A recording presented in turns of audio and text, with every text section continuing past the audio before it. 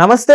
SS Rajamouli గారు రీసెంట్గా వారణాసి వేదికగా మాట్లాడిన కామెంట్స్ ఇప్పుడు దుమారం రేపాయనే చెప్పాలి. అయితే ఇప్పుడు ఇండస్ట్రీ నుంచి ఒక పెద్దాయన రాజమౌళి గారికి సపోర్ట్గా కొన్ని కామెంట్స్ పెట్టి అన్నిటికీ చెక్ పెట్టారనే చెప్పాలి. ఎవరు ఆ పెద్దాయన తెలుసుకునే ప్రయత్నం అయితే చేద్దాం. ప్రస్తుతం మనతో జర్నలిస్ట్ జగదేవ్ ఉన్నారు, వెల్కమ్ చెప్దాం. Hello sir. Hi Zakir. Sir, ఇండస్ట్రీకి సంబంధించిన పెద్దాయన ఎవరు? ఇప్పుడు ఈ కామెంట్స్ తోటి వీటన్నిటికీ బ్రేక్ పడ్డాయి అని చెప్పచ్చా? ఇంకెవరు ఉంటారండి? ఇండస్ట్రీ గురించి ఎవరు ఏమాత్రం మాట్లాడినా వెంటనే ఛార్జ్ తీసుకొని ఇండస్ట్రీ తరపున ఒకాలతో పుచ్చుకొని వాళ్ళ ఇంటి లాయర్ లాగా మాట్లాడే ఏకైక దర్శకుడు వివాదాల్లో ఎప్పుడూ నిలబడే, ఈ వివాదాల్లో ఎప్పుడూ వినిపిస్తున్న పేరు ది గ్రేట్ ఆర్జీవి. అంటే మొన్న రాజమౌళి గారు వారణాసి ఈవెంట్ సందర్భంగా మాట్లాడిన కామెంట్ ఏదైతే ఉందో, అంటే మేబీ ఆయన ఫ్రస్ట్రేషన్తో అంటే అనుండొచ్చు.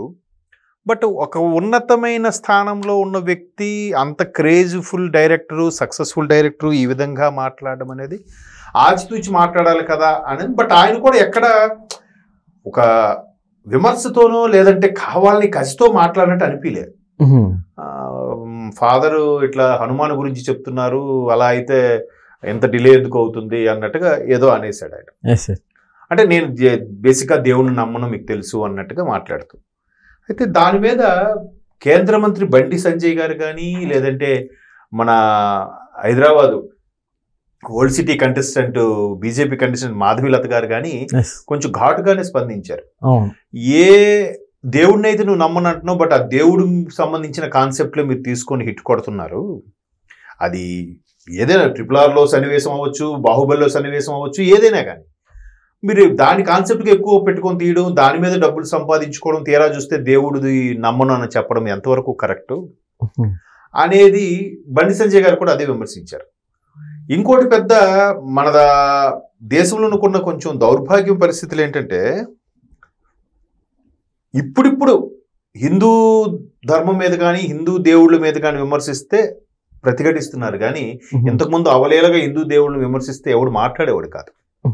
అదే ఇతర మతాలకు సంబంధించి ఒక చిన్న కాన్సెప్ట్, చిన్న ఇది వచ్చిన పెద్ద ఇష్యూ అయిపోయేది. ఎందుకంటే నాకు బాగా గుర్తు, నేను చిన్న ఎలిమెంటరీ స్కూల్ స్టేజ్ చదువుతున్న రోజుల్లో బొంబాయి సినిమా ఏదో రిలీజ్ అయింది. రిలీజ్ అయినప్పుడు పెద్ద ఇష్యూ అయింది అనమాట. ఏంటి ఆ ఇష్యూ? తర్వాత కొంచెం పెద్దకి ఏంటి ముంబై సినిమాకి ఇష్యూ అయిందంటే, హిందూ ముస్లిం గొడవలు అయ్యాయి, తర్వాత ముంబై డోంగ్రీ అనే ఏరియాలో పెద్ద ఇష్యూస్ అయ్యాయి. పైపెచ్చు ఆ సినిమాలో తను హీరో కోసం హీరోయిన్ పరిగెడుతూ వెళ్తున్నప్పుడు బురక ఒక లంగర్కి తగులుకుంటుంది. తగులుకున్నప్పుడు లాగితే రాకపోయేసరికి అమ్మాయి బురకా తీసి పరిగెడుతుంది.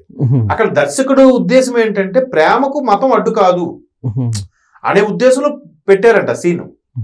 కానీ ఇక్కడ అరే ఒక ముస్లిం యువతి బురకాని ఎలాగా వదిలి వెళ్తారు, తప్పు కదా, ఎవరు చెప్పారు మీకు అని మీద ఒక పెద్ద అప్పట్లో ఇష్యూ అయిందట. సో అలాగా సినిమా ఒక చిన్న సన్నివేశం అంత ఇష్యూ అయినప్పుడు, హిందూ దేవుళ్ళు పెట్టిపోయినప్పుడు ఇంతకుముందు ఉండేది కదా. ఇప్పుడు సోషల్ మీడియా పుణ్యమనో లేదంటే చాలా మందికి అవేర్నెస్ క్రియేట్ అవ్వడం వల్ల కూడా బాగా ప్రతిఘటిస్తున్నారు. బట్ ఇదే రాజమౌళి గారు ఒక వెర్షన్లో ఆయన ఫ్రస్ట్రేషన్తో అంటే అనుండొచ్చు, ఇంకో వెర్షన్లో వేరే మతాలకు సంబంధించినంత ఈజీగా మాట్లాడగలుగుతారా? మాట్లాడలేరుగా అనేది ఇప్పుడు చాలా మంది సగటు వ్యక్తుల అభిప్రాయం. అయితే దీని మీద ఆర్జీవి గారు ఇచ్చే కామెంట్ ఏంటంటే, రామ్ గోపాల్ వర్మ గారు అన్నారు, రాజమౌళి విమర్శిస్తున్నారు బాగానే ఉంది, దేవుడి మీద సినిమాలు తీయాలంటే ఖచ్చితంగా దైవభక్తి ఉండాలా?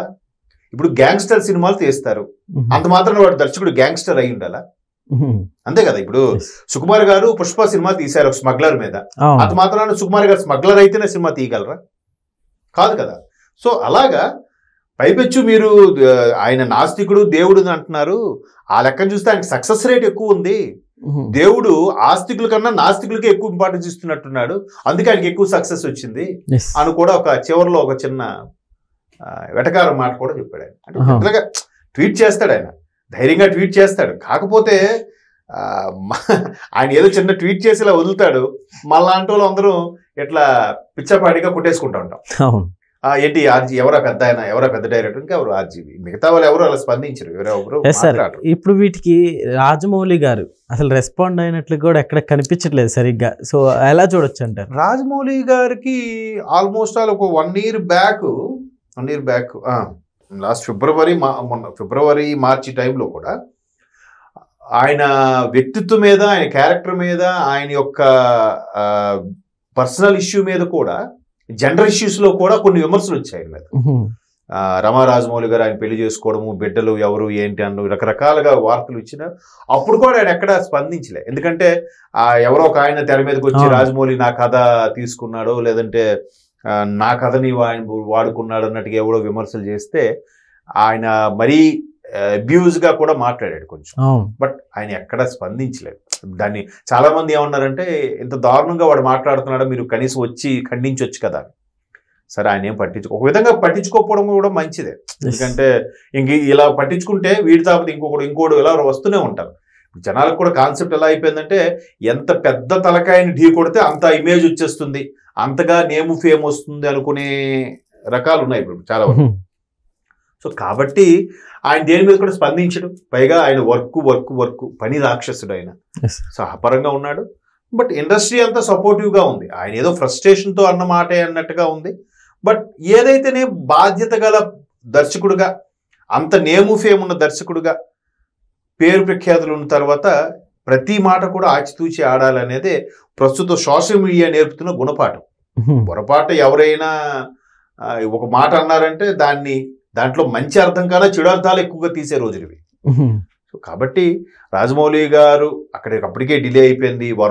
సుమ గారు యాంకరింగ్ చేస్తూ ఇంకా ప్రోగ్రామ్ సక్సెస్ అవ్వలేదని దానికి ల్యాగ్ చేస్తున్నారు వాళ్ళతో వీళ్ళతో ఇంటర్వ్యూ. అంటే ఆల్మోస్ట్ ఆల్ 100 feet కట్అవుట్ అది, స్క్రీన్ 100 feet స్క్రీన్లో ట్రైల్ లేకుండా ప్లే చేస్తే ఇష్యూ అవుతుందేమో అనుకొని ఒక ఇబ్బంది. ఈలోగా ఒక ఔత్సాహికుడు ఏం చేశాడంటే ఒక డ్రోన్ తో మొత్తం షూట్ చేసేసాడు. రాజమౌళి గారు ఇలా ప్లాన్ చేస్తున్నారు, RFCలో మొత్తం ఇలా చేస్తానని చెప్పి వాడు వీడియోలో పెట్టేశాడు. అరే ఇంకమ్మా వీడికి ఎవరికో బయటికి లీక్ అయిపోయింది అనే ఉద్దేశంతో ఆయన ట్రైల్ లేకుండానే ప్లే చేయాలని చూశారు. ఆ ప్లే చేసేటప్పుడు అన్ని స్క్రీన్ అంత పెద్ద 100 feet స్క్రీన్ కావాలంటే అన్ని కలిపి మిక్స్ చేస్తారు కదా. ఈ గదంతా స్క్రీన్ పెట్టాలంటేనే ఆల్మోస్ట్ ఒక 4 TVలు పెట్టి యాడ్ చేసి స్క్రీన్ లా పెడతారు. అట్లాంటిది అంత పెద్దదంటే ఎంత పెద్ద స్క్రీన్లు పెట్టి ఉండాలి, యాడ్ చేసి ఉండాలి. సో అలా చేసినప్పుడు బబుల్స్ లాగా వచ్చాయంట. ఆ బబుల్స్ వచ్చేదానికి అక్కడ కొంచెం ఇబ్బందికర పరిస్థితులు వచ్చాయి. అందుకు అక్కడ కాస్త డిలే అయింది. ఆల్మోస్ట్ ఒక 1/2 hour వరకు అంత డిలే అయింది. సో ఆ డిలే ఫ్రస్ట్రేషన్ మీద రమా రాజమౌళి గారు కూడా హనుమంతుడు భక్తురాలంట ఆవిడ. విజేంద్ర ప్రసాద్ గారు కూడా హనుమంతుడు అంటే కథలో రాముడు గెటప్ కూడా మహేష్ బాబుకి ఉంది కాబట్టి సరే ఇక్కడ హనుమంతుడు వెడుకుని నడిపించాడు అని చెప్పే ప్రయత్నం చేశారు. దానికి ఆయన తండ్రి అలా మాట్లాడడం ఆయనకి నచ్చలేదు. సో ఈ విమర్శలు ఏదో ఎదుర్కొంటున్నారు. మొత్తానికి ఆర్జీవి గారు కూడా దానికి అడ్డుగా నిలబడి ఈ విధంగా కామెంట్స్ చేశారు. Okay sir, thank you.